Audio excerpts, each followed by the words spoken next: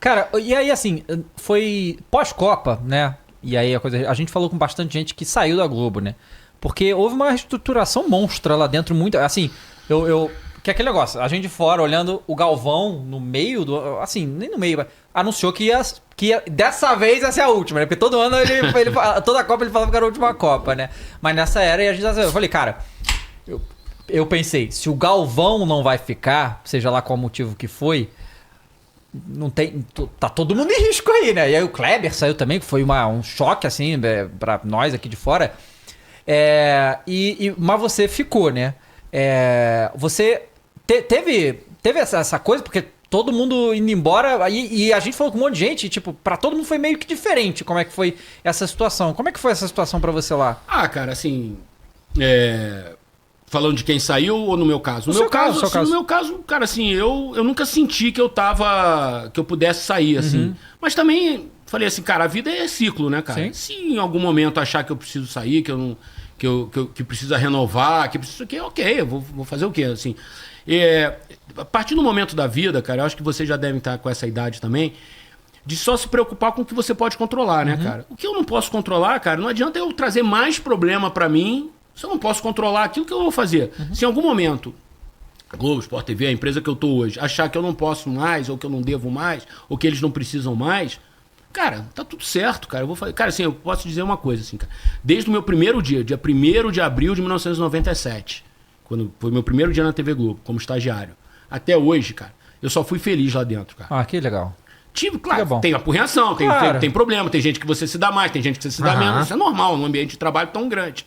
Cara, mas eu sou muito feliz lá dentro, cara. Eu realizei todos os meus sonhos profissionais, cara. Todos. Quando você é garoto, quer trabalhar com jornalismo, futebol, essas coisas. Cara, eu fui a 4 Copas do Mundo, 3 Olimpíadas, 6 Copas Américas, cobri 4 ou 5 Mundiais de Clubes, fiz final de Champions League, pô, mais de 15 ou 20 finais de Campeonato Carioca, final de Campeonato Brasileiro, final de Libertadores, acho que assim, final de Olimpíada, eu fiz os 2 ouros olímpicos do Brasil no Maracanã e em Tóquio. Então assim, cara, o que eu posso desejar mais, cara? Seria muito egoísmo da minha parte ainda desejar alguma coisa assim, eu quero mais isso. Se eu tiver a oportunidade de fazer, é ótimo. Mas assim, eu quero isso, assim, eu preciso, cara, seria muito egoísmo da minha parte. Então assim, fiz Jogos Pan-Americanos, eu pensando aqui, cara, eu fiz Copas do Mundo de beach soccer em Copacabana, que era um barato, cara. Era um barato. Você viu Edmundo jogando, Zico jogando, Júnior jogando, Cláudio Adão jogando. Aí vinha o Cantona jogar, vinham os italianos da Copa de 82 jogar. Então, assim, eu vivi muita coisa, assim, que eu via como torcedor e eu depois pude viver trabalhando, assim, entendeu? Então, eu não tenho mais o que exigir da minha, assim... Então, isso tudo, claro, é o meu trabalho, mas a Globo me proporcionou. Então, se um dia eu tiver que sair, cara, vou sair, assim, realizado, agradecido e amarradão, cara. Porra, cara, é muito doido mesmo, porque tu ficou todo esse tempo lá fazendo essa função e alcançou tudo que você queria fazer. Sim. Só natural que você vá tentar outra coisa agora. Eu acho que foi por isso também que eu aceitei o desafio, né, cara? Se eu olhar assim... o que eu vou fazer como repórter agora? Mais uma Copa? Porra, do cacete, mais uma Copa nos Estados Unidos, cobrir a seleção brasileira e tal. Seria mas não é igual a primeira Copa, né? Seria mais uma Copa, e assim, pra mim toda Copa é Copa, cara. Pra mim é Copa, já uma vez eu até brinquei, Copa e a Rapa. E aqui é a Copa. Então eu ia amarradão, ia ser uma Copa diferente, porque vai ser com o Luiz Roberto narrando os jogos da seleção. Imagino que vai ser com o Luiz Roberto, que hoje ele tá narrando os jogos da seleção. A gente entrou na mesma semana na Globo, eu e o Luiz Roberto. O Luiz Roberto, sério. O Luiz Roberto é um amigãozaço meu, assim. Então, muito do que eu fiz, né, de tudo isso que eu fiz, foi com o Luiz narrando também. Então, assim, eu tenho uma relação com o Luiz maravilhosa. Seria legal fazer uma Copa com ele também. Mas, assim, cara, a gente, como eu falei um pouquinho antes, não pode querer tudo. Então, assim, o que eu posso dizer é o seguinte, cara. 27 anos na Globo, pô, realizado, feliz. E vamos pra uma outra etapa agora, vamos ver o que vai dar. Cara, você tava no jogo da Anvisa? Tava. Você tava lá. Cara, eu juro que eu falei, tipo o assim... jogo da Anvisa porque assim, você, obviamente, né, passou porque numa fase... Tava no Danvisa e tava no Porradeiro agora, do Maracanã. Caralho. Uma fase que a galera, assim... Eu acho que foi quando começou a internet, que o povo detonava o Galvão. Que não suportava o Galvão Bueno e tal. E aí esse jogo da Anvisa... Galvão. Teve isso também. Isso foi na Copa da África, eu acho, não foi? Mas que... esse bagulho da Anvisa, assim, sempre achei o Galvão foda, mas esse bagulho da Anvisa é louco porque o cara sustentou uma transmissão, tá ligado? Que não tava acontecendo porra nenhuma por... Nem sei quanto tempo ficou no ar, ficou muito... Acho que 1 hora assim, ficou muito tempão no ar. Cara, mas assim, eu vou te falar, eu fiz muita coisa com o Galvão. Óbvio que não tanto quanto o Tino e o Mauro. Mas eu fiz muita coisa com o Galvão também. E, assim, uma das coisas que mais me... Assim, talvez eu acho que a maior transmissão que eu vi dele, assim, que eu participei, não no aspecto de audiência, de emoção, nada, foi quando a gente fez o velório da Chape. Nossa, isso aí foi foda. Cara, aí tu vê que o cara... Meu irmão, ele é um monstro, cara.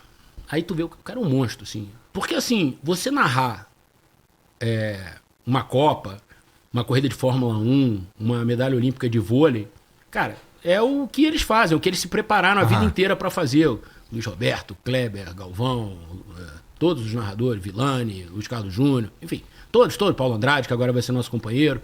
Enfim, todos esses caras se preparam pra isso. E ninguém nunca tá preparado pra narrar um velório, cara, de um time de futebol, quando morreram 71 pessoas, muitas amigas pessoais nossas. Eu perdi um amigo de infância nesse voo. O Guilherme Vanderlaes, produtor do Esporte Espetacular. A gente cresceu junto jogando botão com 8 anos de idade. Fizemos faculdade junto. Enfim, o cara era meu amiganzaço, assim. Enfim, e você não se prepara para um negócio desse, assim.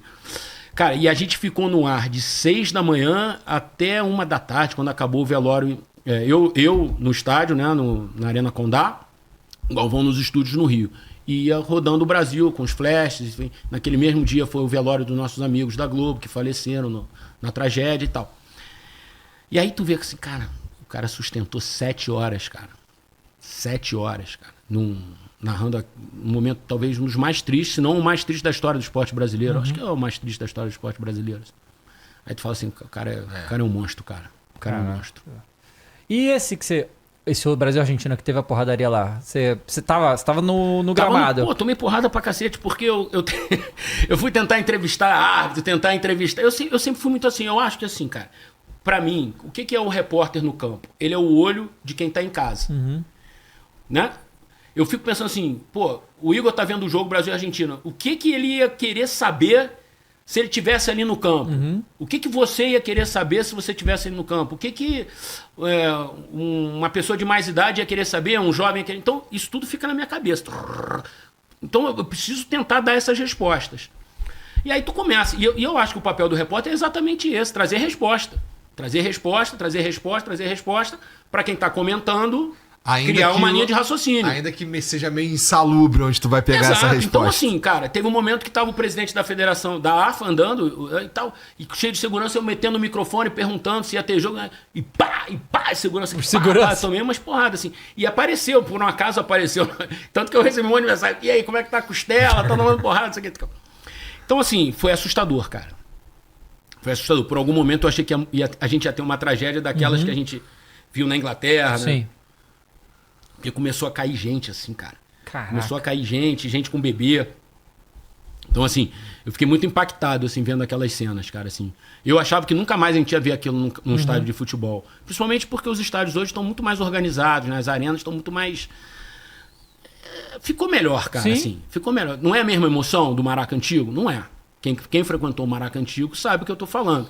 Mas assim, hoje, para você levar uma criança no Maracanã, você tem como sair mais rápido se acontecer alguma coisa, você tem mais saída, você tem mais entrada, você tem mais conforto hoje nos estádios de futebol. Essa é a verdade. Não é o mesmo clima, não é. Mas você tem mais conforto. Então eu nunca imaginei que eu ia ver aquilo, cara. Cara, foi assim, foi meio assustador até. Cara, eu tava no dia lá, tava cogitando até não ter o jogo, né? Parar e tal. Eu achei que não ia ter. Eu achei, pô, a gente teve ia ser um Anvisa 2, assim, sabe? Eu achei que ia ter, cara. Assim, caralho, porque quando a Argentina sai de campo, cara. E nesse dia, cara, assim, foi um dos. Assim, esse dia da Anvisa aqui no estádio do Corinthians, cara. Não sei se vocês vão lembrar, o pessoal que tá em casa, não sei se vai lembrar. Teve uma reunião no meio do campo ali, tava o Scaloni, o Tite, o Messi, o Neymar, não sei se estava o Casemiro, também tinha os figurões, né, das duas seleções e os técnicos. E ali, cara, o Scaloni meio que deu a palavra dele pro Tite de que a Argentina estava sendo tão vítima quanto o Brasil daquela situação.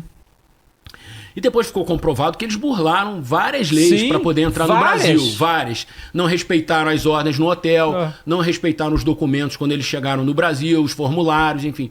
E o Scaloni ali meio que vendeu uma ideia de que a Argentina estava sendo tão prejudicada quanto o Brasil, estava sendo vítima daquela situação. Tanto que, assim, o Tite, depois, ele até no começo defendeu a Argentina e tal, mas, cara, assim, depois que o Tite viu tudo que tinha acontecido, todos os fatos na mesa, ele ficou bem irritado, cara. Bem irritado, assim. Ele se sentiu traído naquela situação, sabe? Então, assim, foi muito difícil de apurar aquela história toda ali, cara. Sim. Não foi fácil. E o Galvão também segurou a onda, né? Segurou, você falou. Sim, isso o cara é impressionante. Te perguntar um negócio justamente sobre a sua...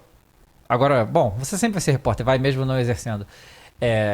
Mas é que uma coisa que hoje, e aí é um negócio que no jornalismo esportivo isso mudou muito por causa da velocidade que a notícia vai, e que eu sinto muita falta, mas eu entendo que é inviável hoje em dia, que é a questão da reportagem em si.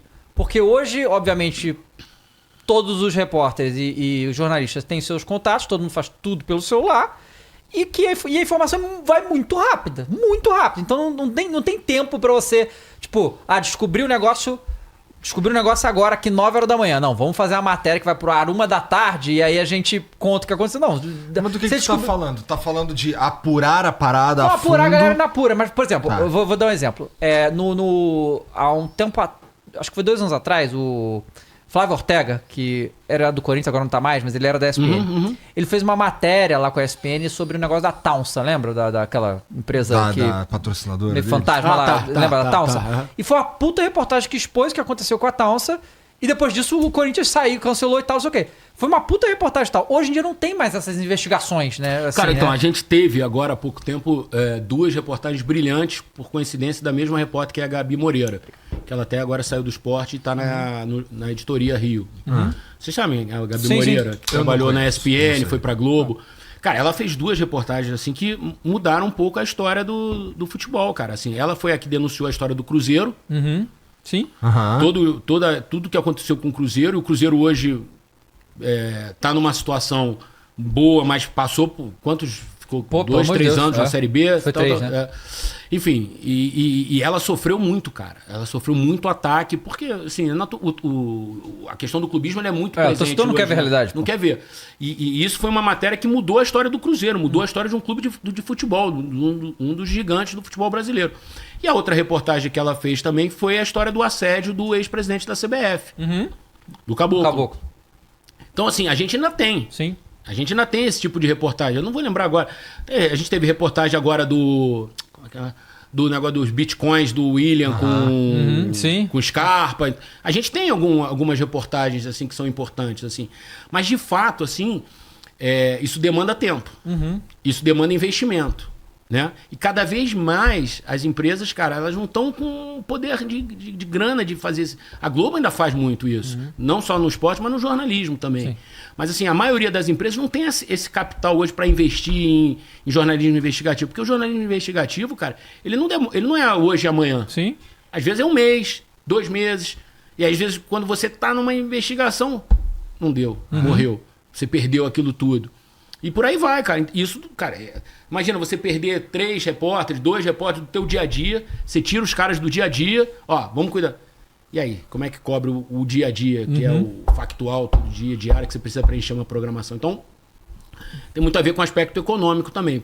Ainda bem que a Globo ainda consegue ter núcleos de investigação, tanto no jornalismo, no Fantástico, enfim, a gente ainda consegue mostrar muita coisa. E no esporte também, menos um pouco, mas consegue. Então, assim, eu acho que eu tô te respondendo. Assim, tem muito a ver com a questão econômica também hoje em dia, né? É caro hoje fazer jornalismo.